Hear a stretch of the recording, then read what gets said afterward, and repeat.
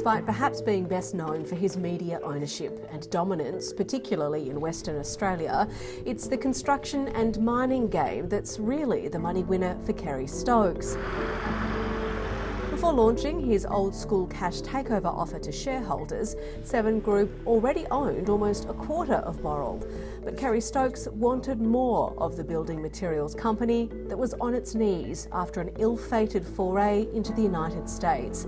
And there's little guessing why.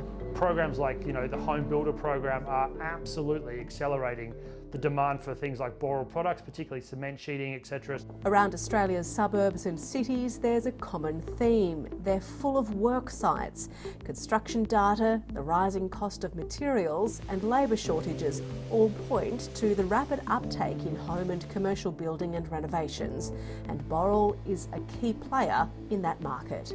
Given the amount of capital that's potentially coming back, it certainly makes Boral pretty attractive acquisition target for Seven Group. But it hasn't been smooth sailing since Seven Group made its original offer of $6.50 a share.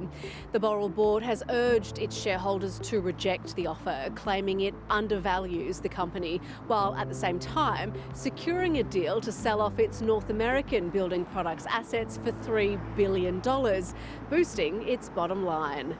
That forced Kerry Stokes to increase his original offer, with a few caveats. If Seven Group acquired almost 30% of Boral shares, it would pay $7.30 a share.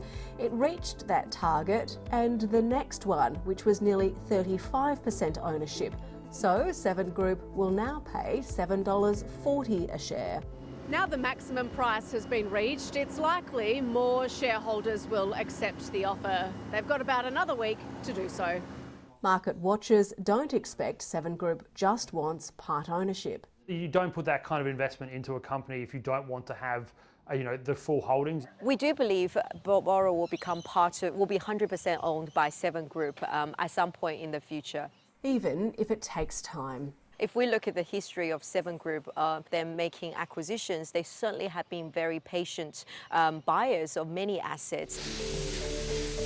The Boral board continues to urge its shareholders to reject the offer, saying it's too low, and some analysts agree. There would be suggestions that it might be, instead of being as high as $9.50 that some independents are sort of showing in terms of the auditing, that it would be more likely about $8 to $8.50. The bid for Boral might not be over just yet.